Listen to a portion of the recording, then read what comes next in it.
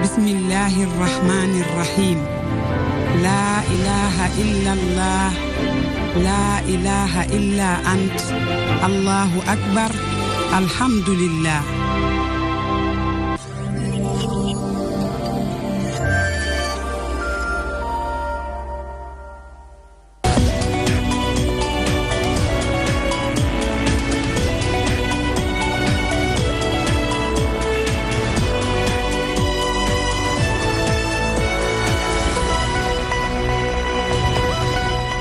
Bonsoir à toutes et à tous. Merci de nous suivre sur DTV, les titres de ce journal. Les enseignants vacataires du supérieur réclament 500 millions de francs CFA d'arriérés de salaire. Ils exigent également l'instauration d'un budget de vérité. Des manifestations sont prévues pour amener le gouvernement à satisfaire leurs revendications. Présidentielle 2019, Ousmane Tanor Dieng tourne la page, Khalifa Sall et compagnie. Le secrétaire général du Parti socialiste dit préoccupé par la réunification de leur formation politique. Il rencontrait ce mardi la coordination du PS à Louga. Procès Khalifa Sall, le conseil municipal de Dakar, partie civile, cette requête a-t-elle des chances d'aboutir? Pour Maître Babacar Ndoye, le conseil municipal de la ville de Dakar ne peut se constituer partie civile puisqu'il est l'organe délibérant de la municipalité. Le ministre de la Justice traque les auteurs des dérives sur les réseaux sociaux. Ismaïla Madior Fall annonce des sanctions sévères. Le président de l'APEL, Ibrahim Ali Safai, pense que la sanction n'est pas la meilleure option. Des citoyens saluent la volonté exprimée par le ministre de la Justice.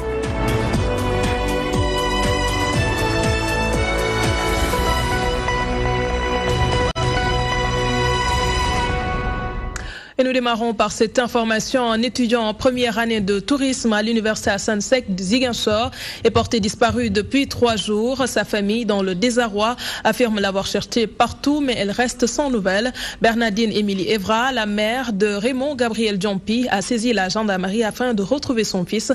La voici au micro de Mambin Tediata. Je suis la maman de Raymond Gabriel Diompi. Il est étudiant à l'université de Ziguinchor. Mon fils a 22 ans. Je n'ai pas revu mon fils, ça fait maintenant, je pense que c'est le 3e jour, parce que depuis le vendredi nuit, le samedi, qu'il a quitté ici la maison, je ne l'ai plus revu. Mais quand il partait, il est parti avec sa couverture. Il est sorti comme ça, il est parti avec sa couverture. Jusqu'à présent, je ne l'ai pas revu. Bon, je l'ai cherché partout, je suis parti même jusqu'à l'université, j'ai appelé ses amis, j'ai leurs contacts, je les ai appelés. J'ai appelé son oncle qui est à Vélingara. J'ai appelé son oncle aussi qui est à Dakar. Et je suis partie à la police. Je suis partie à la gendarmerie pour voir parce que peut-être on l'a retenu là-bas ou pas. Donc je suis une mère, je dois être forte, mais je la vis très difficilement. Je pleure à l'intérieur de moi parce que je ne dois pas la manifester parce qu'il y a ses frères qui sont là. Parce que sans cela, ils ne pourront plus tenir. Parce que déjà, chaque jour, ils me demandent où est Bibi. Parce que son petit nom, on le surnomme Bibi. Perdre un enfant, c'est pas facile. Mais je rends grâce et je prie chaque jour. Peut-être un jour, je vais le retrouver avec la foi. Les enseignants vacataires du supérieur exigent le paiement de leurs dûs. Depuis 7 mois, ils courent derrière leur salaire du second semestre, estimé à 500 millions de francs CFA. En sit-in ce mardi, ces enseignants réclament aussi l'instauration d'un budget de vérité regroupé autour d'un collectif. Ils déclarent qu'ils ne vont pas baisser les bras. Des manifestations sont en vue. Pour se faire entendre, nous dit Abigail. Les enseignants vacataires du supérieur exigent du gouvernement le paiement de leurs dûs. Regroupés au sein d'un collectif, ces enseignants courent depuis 7 mois derrière leur salaire du second semestre. Ils dénoncent aussi leur situation qu'ils jugent précaire. On vit des conditions exécrables, des conditions extrêmement difficiles qui, à la limite, nous mènent vers un sort extrêmement lamentable. Nous travaillons à l'université Anta Diop de Dakar en fonction de semestre. Nous avons terminé les 2 semestres. Le premier semestre a été payé. Le deuxième semestre tarde à être payé et on a fini d'évacuer et le travail et les évaluations depuis le mois de juillet. Au nombre de 300, ces enseignants réclament une somme de 500 millions qui équivaut à leur dû. Nous sommes plus de 3 000. Aujourd'hui, on nous doit à peu près. La somme, c'est une modique somme. À peu près 500 millions tout simplement. Et on comprend ce qui se passe. Ne serait-ce que la couverture de la douane pour une seule journée pour payer ces vacataires-là aujourd'hui. Mais l'argent est utilisé ailleurs. Ces enseignants sont soutenus dans leur combat par leurs collègues du SAES. Ces derniers réclament l'instauration d'un budget de vérité pour ces vacataires. Dans les décisions présidentielles issues de la concertation nationale, il y avait un engagement ferme qui a été pris par le président de la République, à savoir un recrutement de 300 enseignants, échelonnés sur 3 ans, chaque année 100 enseignants. Ils l'ont fait une année, ensuite ils se sont arrêtés. Il faut un budget de vérité. Les salaires, c'est important.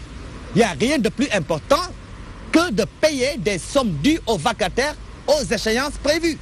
Nous allons produire un communiqué qui est en cours de rédaction pour, encore une fois, dénoncer cet état de fait qui consiste à vouloir nous séparer.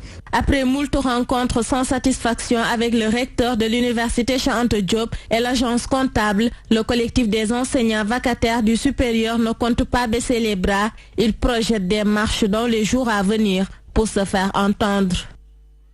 Le SAEMS met sa menace à exécution. Ses revendications tournent autour du paiement de l'alignement de l'indemnité de logement, le respect des accords signés par le gouvernement, entre autres points. Les camarades de Saroussen comptent poursuivre la lutte s'ils n'ont pas d'écho favorable. Selon ces enseignants, le gouvernement veut tout simplement saboter le système éducatif. Adjara Ndiaye nous en dit plus. Le SAEMS et le CUSEMS déroulent leur plan d'action pour revendiquer leurs droits. Presque tous les professeurs du lycée Ngalandou Diouf et du SEM David Diop observent la grève et exhortent l'État à respecter ses engagements. Chaque année, c'est oui, le budget n'est pas suffisant, les enseignants sont nombreux, alors que comme vous le voyez, il n'y a aucune école sans enseignants. Les enseignants qui les recrutent, c'est le gouvernement. Chaque classe est habitée par un enseignant qui fait ses cours normalement. Et aujourd'hui, ce que le gouvernement nous doit, ça fait partie de la dette intérieure. Elle est complètement déserte. Même le ciel, quand vous regardez, vous ne voyez pas d'oiseaux. Cela est quand même un bon signe qui témoigne de l'engagement et de la motivation des enseignants cette année.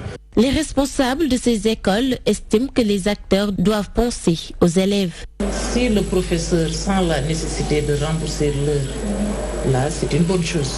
Mais dans le cas contraire, on ne peut rien lui exiger. C'est les élèves qui payent les pots cassés. Donc peut-être que les adultes devraient avoir quand même un peu de, je pourrais dire un peu de pitié quand même. Penser que c'est un peu l'avenir des enfants qui est en jeu. Par ailleurs, ces enseignants sont déterminés à aller jusqu'au bout pour atteindre leurs objectifs. Ça durera le temps qu'il faudra pour amener le gouvernement à la raison, bien entendu. Parce que nous faisons face, bien entendu, à un gouvernement têtu, mais qui préfère, au lieu de proposer d'aller vers des solutions concrètes, qui préfère faire dans la dissimulation. Nous sommes en train de dérouler notre plan d'action. Les parents d'élèves sont en train d'observer.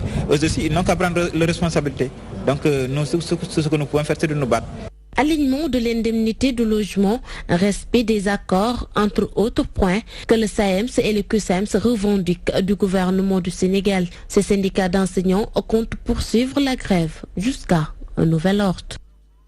Le chapitre politique a pris l'exclusion de plusieurs membres du parti. Le secrétaire général du PS bat le rappel des troupes à travers des réunions qu'il organise avec les coordinations des partis des différentes régions du pays. Pour Ousmane Tanordien, la page Khalifa Sall et compagnie est définitivement tournée. Après Kaffrine et Thiès, c'est au tour de la région de Louga d'être reçue. Objectif, réunifier le parti et préparer la présidentielle de 2019. 2018 sera déjà une année très importante pour le parti.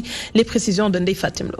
Le pari de la mobilisation avec à la tête Aminata Mbengue Ndiaye, les militants à travers cette réunion réitèrent leur engagement au parti. Un parti a une charte, un parti a des statuts, un parti a des règlements, a un règlement intérieur. Et lorsque quelqu'un ne peut plus se conformer aux dispositions prévues par le règlement intérieur et par les différents textes du parti, ces personnes ne sont plus membres du Parti socialiste. Ce sont des militants engagés qui sont venus vous rencontrer. Ce sont des militants qui sont prêts qui vous écoutent. Après de nombreuses affaires qui ont secoué le parti, aujourd'hui, l'heure est à la massification. Il est temps pour les militants de préparer les élections présidentielles et locales aux côtés de Benno Bokk Yakaar. L'exclusion de nos camarades, cette tâche est tournée.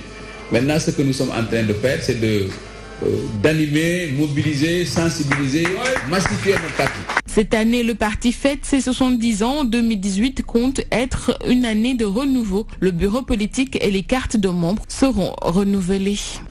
Je pense que ça a une signification historique, symbolique. Nous faisons partie avec l'ANC.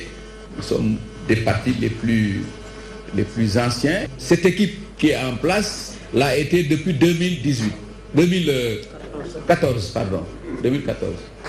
Et donc en 2018, ça fait 4 ans, le mandat est terminé et nous devons le renouveler en vendant les cartes.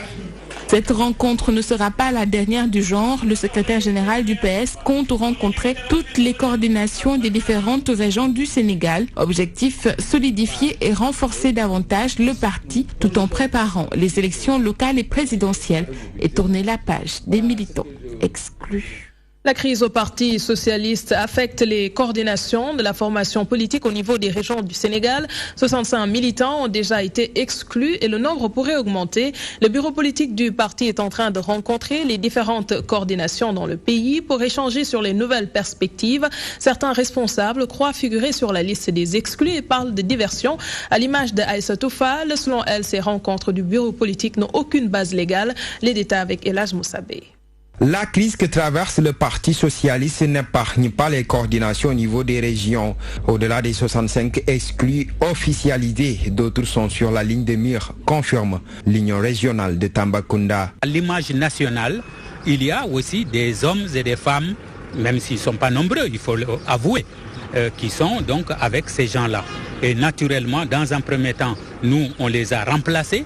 Et dans un deuxième temps, on va donner une proposition de liste au bureau politique et au secrétaire général, de façon à ce que tout le monde, au vu et au su de tout le monde peut dire qu'ils ne sont plus du parti. Responsable politique à Dakar, Aïssatou Fall est citée parmi ceux qui figurent sur la liste des exclus. D'ailleurs, elle met en cause le nombre d'exclus rendus publics. J'ai entendu à travers les médias, sur une liste de 30 personnes, j'ai figuré en tant qu'exclu. Et je peux vous dire qu'ils ont dit qu'ils ont donc exclu 65 personnes. Et c'est faux, dans la mesure où la liste qui a été rendue publique, c'est seulement 30 personnes. Les 35 personnes autres, c'est le blackout total. Ça veut dire que c'est le tâtonnement total. Ils ont des problèmes même pour désigner donc les gens qui sont exclus. Le bureau politique du parti reçoit ces derniers jours différentes coordinations venues des régions pour tirer au clair la position de certains partisans considérés comme des dissidents. Démocratiquement, et c'est ce que tenait le président Ousmane Tanor Dieng, par la démocratie, on a débattu, on a discuté de la base au sommet en passant par les coordinations et qu'on est arrivé maintenant à exclure ces gens-là. Ils veulent nous divertir et ça ne nous intéresse pas. Nous, on est en train de nous massifier. On a été donc, il y a quelques jours, donc, au niveau de Kaolack. On va donc aller la semaine prochaine au niveau de la région de Thiès pour continuer notre manifestation, mais au niveau de la base. On ne le fera pas à huis clos. En tout, 65 militants ont été exclus des rangs du Parti socialiste. Le chiffre pourrait accroître dans les jours à venir si ceux perçus comme des dissidents dans les régions sont poussés à la sortie. Et nous parlons du procès Khalifa Sall. La mairie de Dakar veut se constituer partie civile dans l'affaire de la caisse d'avance, décision adoptée par le conseil municipal à l'issue d'une session ordinaire. Plus de 50 conseillers l'ont voté. Zator Mbaye seul s'est démarqué de ses camarades. Le président de la commission administrative et juridique, Moussa Sow, a été désigné comme représentant devant toutes les juridictions compétentes pour juger le dossier. Ibrahim Fall était de la partie. Une autre tournure dans l'affaire de la caisse d'avance. La mairie de Dakar veut se constituer partie civile. Zator Mbaye ouvre les hostilités. Je serais pour qu'on me dise que oui, la ville n'a qu'à commettre des avocats en tant que ville pour défendre notre maire qui est dans les lieux de la prévention. Je suis totalement d'accord. Totalement d'accord. Mais si on se constitue aujourd'hui comme partie civile, ce sera partie civile contre qui? C'est-à-dire la ville va être partie civile contre quelle défense? La réplique ne s'est pas faite attendre. Témoigner en faveur de notre maire, parce que c'est nous qui lui avons donné mandat d'agir, de réagir et de servir cette ville de Dakar. Quiconque l'empêche de travailler correctement empêche le conseil municipal de la ville de Dakar de travailler correctement. Et nous allons nous opposer et faire face. Il est temps que les gens s'ouvrent la poitrine et extraient la peur, toute forme de peur contre ce pouvoir qui de plus en plus devient une dictature. Ce conseil municipal se lèvera comme un seul homme pour dire non à toute forme de dictature. Chez vous, à l'Assemblée nationale, vous votez des lois. Vous avez la majorité des députés. Ici, nous avons notre majorité. La ville de Dakar ne peut pas être en reste. On veut faire partie de ce procès, vraiment avoir notre mot à dire par rapport à ce qui se fera. Lecture de la délibération. Article 1er est autorisé la constitution de partie civile de la ville de Dakar dans l'affaire de la caisse d'avance de la ville de Dakar. Décision finale. 58 conseillers votent le projet de constitution de partie civile dans cette affaire. Zator Mbaye, constant dans sa démarche, vote contre. Le seul d'ailleurs contre ce projet. Finalement, Moussa Sow est désigné pour représenter la mairie de Dakar. Reste à savoir si cette stratégie va aboutir. Ibrahim Fall, vous l'avez dit, cette requête du conseil municipal de Dakar a-t-elle des chances d'aboutir? On ne peut pas se prévaloir de sa propre turpitude, soutient Maître Babacar Ndoye. Le juriste et consultant estime que le conseil municipal de la mairie de Dakar ne peut pas se constituer partie civile puisqu'il est l'organe délibérant de la municipalité. Les éclairages de Mohamedou Diallo. Une énième stratégie pour tirer Khalifa Sall d'affaire. Contre toute attente, le conseil municipal de la mairie veut se constituer partie civile en lieu et place du gouvernement du Sénégal. Puisqu'il n'y a pas de texte d'ailleurs qui incrimine éventuellement des dépenses qui seront effectuées par un maire et qui peuvent faire l'objet de poursuites par le conseil, là, moi je dirais de manière personnelle et objective et juridiquement que le conseil municipal est mal placé pour se constituer partie civile en vue de demander des dommages et intérêts. Voilà. Pourquoi je le dis? Parce que nul ne peut se prévaloir de sa propre turpitude.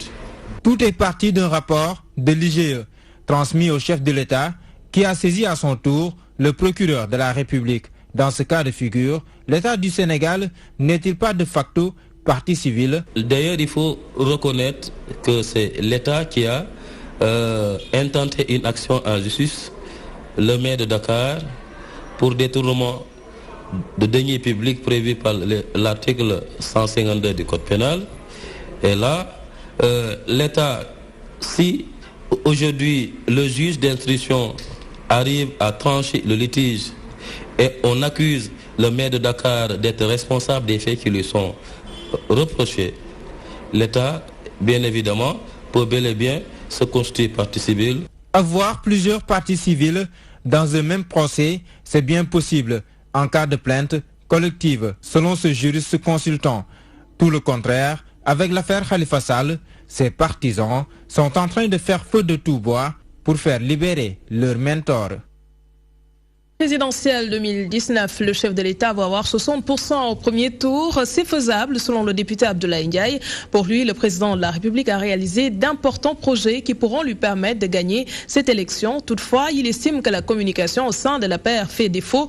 Le chargé de communication de PASTEF soutient que le chef de l'État fait du tâtonnement et il ne peut gagner la prochaine présidentielle dès le premier tour. Un travail de Fatoumata Touré. 2019, c'est mon élection. Propos tenus par le chef de l'État lors de sa rencontre avec ses responsables de l'Alliance pour la République le samedi dernier. Le but fixé est d'avoir 60% au premier tour des élections présidentielles de 2019. L'honorable député Abdoulaye Ndiaye estime que c'est bien possible si on s'en tient aux réalisations du président de la République, Macky Sall. Nous sommes dans un pays où quand même les élections s'organisent depuis un certain temps. Je crois qu'à ce niveau, c'est tout à fait normal pour nous en tant qu'entité et puis qui exerce le pouvoir de se fixer quand même un objectif.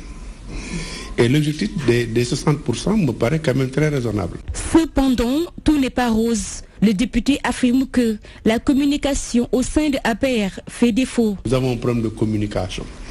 Mais je crois que dans le grand groupe, il y a des personnes qui sont bien indiquées pour quand même pouvoir porter la bonne information auprès des populations. Par ailleurs, le chargé de communication de PASTEF, les Patriotes, déclare que le président Macky Sall fait du tâtonnement. Lui-même, il sait qu'il ne peut pas avoir 60% aujourd'hui. Vous savez, quand on a peur, souvent, c'est ça, on essaie d'intimider les gens ou de montrer que nous sommes déjà devant. Maintenant, eux, je ne sais pas par quel moyen ils vont vouloir passer, mais en tout cas, ce ne sera pas par un scrutin où les Sénégalais vont se prononcer de manière libre et transparente. L'élection présidentielle se profile à l'horizon. Le président Macky Sall est dans le dynamique de remporter ses suffrages. Ces leaders de l'opposition estiment que c'est juste une intimidation, mais ils n'ont pas peur de l'affronter. Des partis politiques et syndicats dans la rue le 9 février prochain, ils veulent tordre la main au régime en place pour le pousser à organiser et créer les conditions d'une élection libre et transparente en 2019. Une menace qui ne fait pas trembler. Mamadou Guissé, le responsable politique à la paire, appelle les syndicalistes des secteurs de l'éducation et de la santé à une prise de conscience, n'est-ce pas, Djibi Sardioni?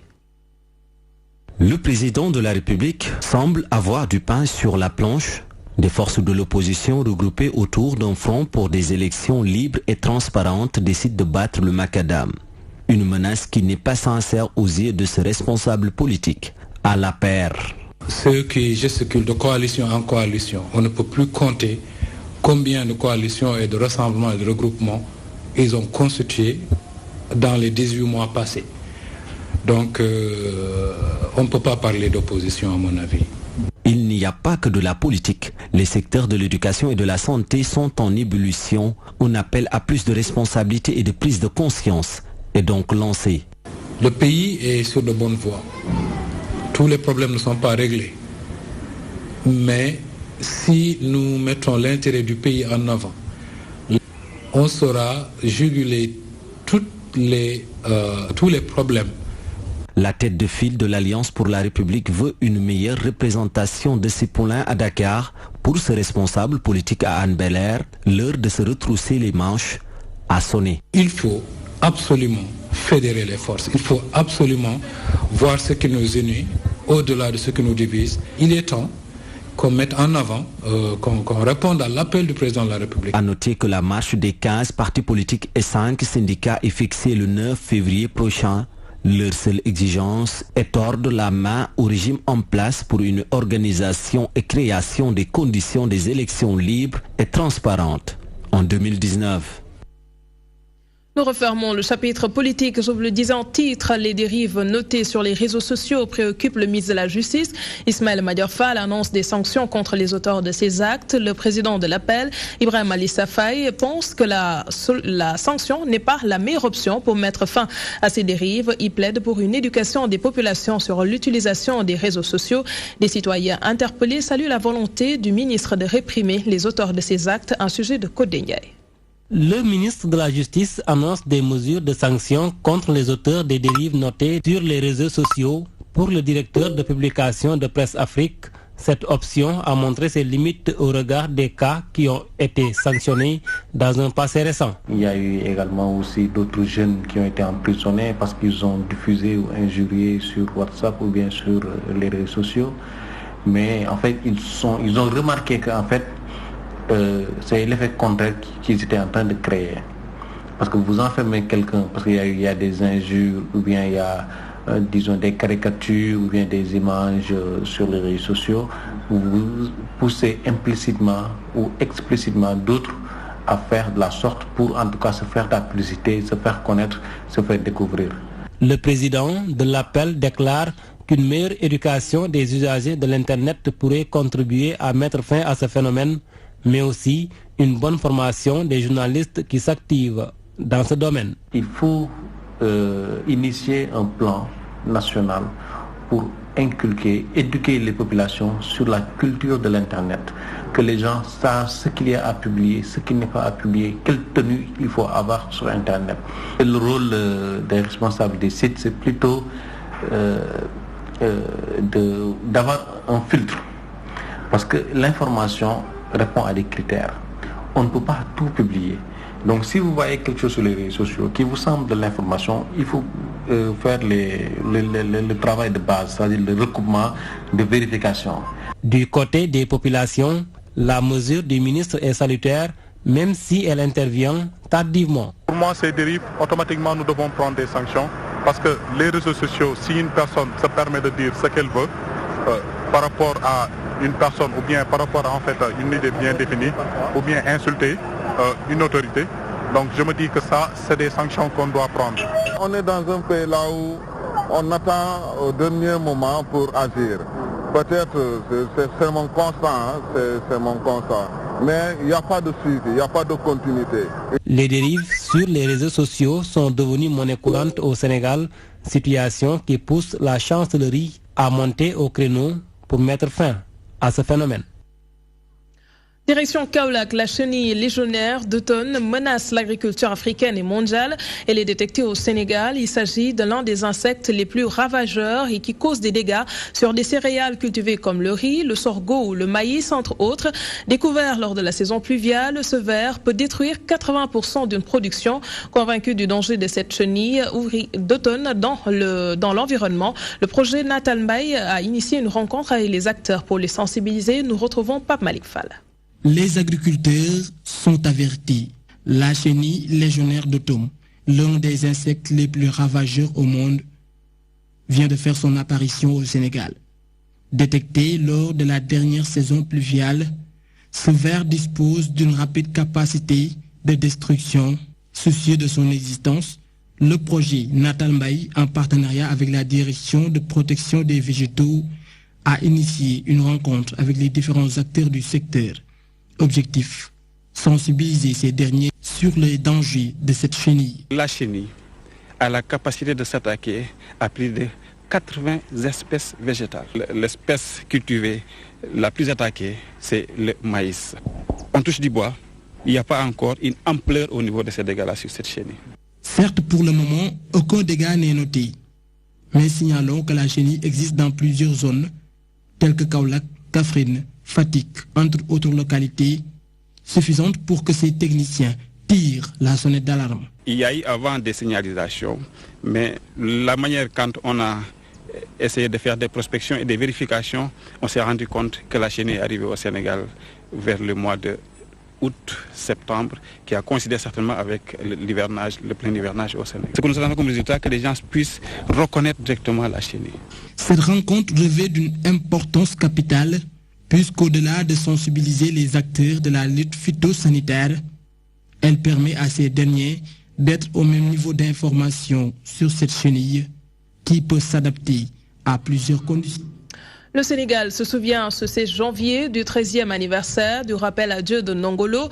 L'artiste à la voix extraordinaire est décédé, on va dire, à la fleur de l'âge. Originaire de Pikine, Ndongo Lo a abordé des thèmes pertinents dans ses œuvres et qui sont toujours d'actualité. Il a été une référence pour bon nombre de jeunes. Abdoulaye Ndiaye nous rafraîchit la mémoire.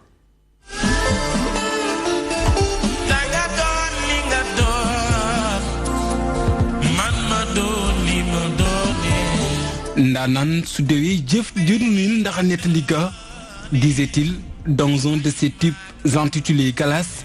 Au fait, cette acceptation est d'autant plus vraie qu'elle trouve toute sa pertinence après la disparition de l'auteur. Ndanan au vrai sens du terme, c'est celui qui aura empreint sa vie d'une œuvre qui fait de lui un inoubliable. L'artiste, le marabout, l'homme politique ou tout simplement l'être humain qui dans sa vie travaille de façon à laisser aux contemporains et aux futures générations un legs tellement utile que chaque jour qui passe est comme une nouvelle naissance. L'enfant de Pikine Ndongo Lo a gratifié ses contemporains et ses successeurs d'un répertoire qui, il faut se l'avouer, couvre les secteurs les plus cruciaux de la vie. D'entrée de jeu et de manière constante au cours de sa carrière, relativement courte, certes, mais bien accomplie. Il a chanté les louanges de son guide religieux et non moins repère.